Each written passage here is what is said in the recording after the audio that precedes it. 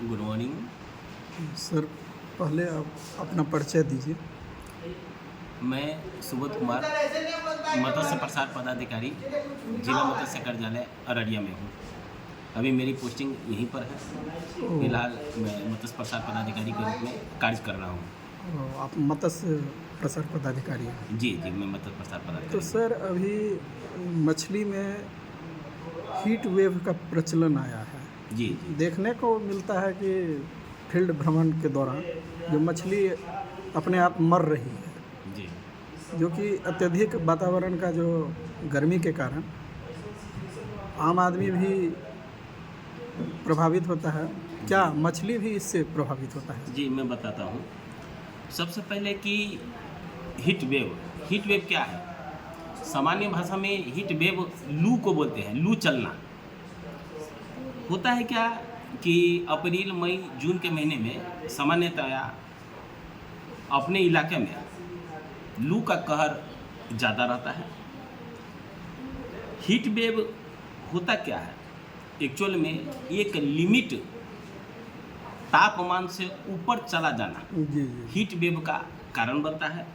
जैसे मैदानी इलाके में अगर तापमान अधिकतम 40 डिग्री टेम्परेचर हो जाए या 40 डिग्री से ऊपर, तो वो उसको हीट वेव कहते हैं, यानी लू चलना करते हैं। ठीक उसी तरह से आपको तटीय क्षेत्र है, वहाँ पर तापमान अगर 37 डिग्री सेल्सियस से ज़्यादा हो जाती है तो वहाँ पर भी हीट वेव चलना तो कहते हैं। उसी प्रकार सर, जैसे हीट वेव का ह्यूमन बीइंग में भी प्रभाव पड़ता है। जी जी जी तो आम का वो उसका रस पिलाया जाता जी है। जी, राइट तो राइट। उसी प्रकार मछली में भी कुछ उपाय है, तो हाँ उस है पर सर, प्रकाश है डालें। सर।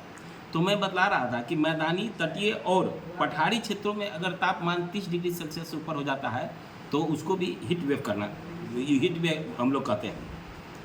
सामान्यतः क्या है, अगर तापमान सामान्य से 6.4 डिग्री सेल्सियस से अगर अधिक हो जाती है तो भीषण गर्मी की लहर घोषित होती है भारतीय मौसम विज्ञान के द्वारा, तो वो हीट वेव होता है। सामान्यतः क्या होता है, मछली के क्षेत्र में हीट वेव का बुरा प्रभाव पड़ता है। जैसे हम लोग अगर किसी तालाब में या जलकर में, चौर में, मन में मछली का जो कल्चर करते हैं, तो मछली का रहने का जो जगह होता है वो 3 लेयर में होता है। ऊपर का लेयर जिसको सतह लेयर बोलते हैं, जी। एक बीच का लेयर होता है और एक सबसे नीचे लेयर होती है।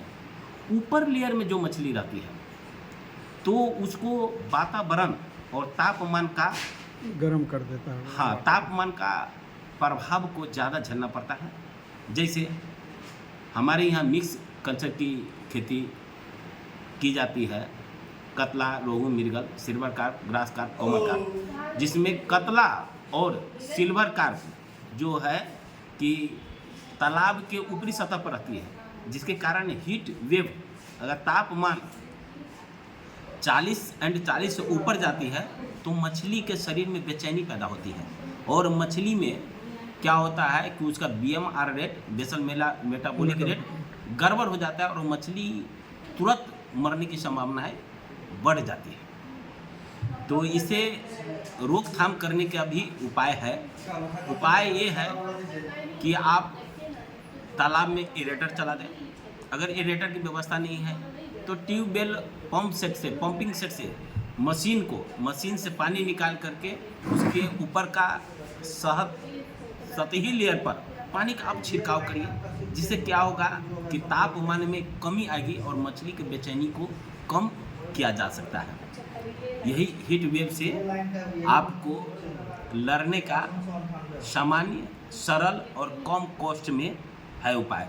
इससे भी आपको लगता है कि गर्मी को तोड़ना है तो आप मवेशी को तालाब में आप छोड़ दीजिए, केला को थंब को छोड़ दीजिए या लाठी से तालाब के ऊपर पीटना शुरू कर दीजिए, ताकि उसमें ऑक्सीजन, जो कि तापमान बढ़ने के चलते ऑक्सीजन का लेयर तालाब में या जलकर में बहुत कम जाती है और मछली की बेचैनी कम होती है, ज़्यादा बढ़ जाती है। तो ऑक्सीजन के लेवल को आपको बढ़ाना है ताकि वो मछली जहाँ पर रहती है पानी का तापमान कम होगा और मछली जो है आप सामान्य अवस्था में आएगी, अन्यथा मछली भी हीट वेव का शिकार होगी और वो मर सकती है। क्या इसका बायोलॉजिकल आप ये एस्पेक्ट बताए जी। और केमिकल एस्पेक्ट भी है इसमें? क्या? केमिकल एस्पेक्ट भी है इसमें? देखिए, छोटा छोटा आपको छोटा छोटा तालाब में केमिकल एस्पेक्ट हम रख सकते हैं, लेकिन बड़े तालाब में जलकर में आपको बहुत कॉस्ट इफेक्टिव भी हो जाती है। धन्यवाद। धन्यवाद।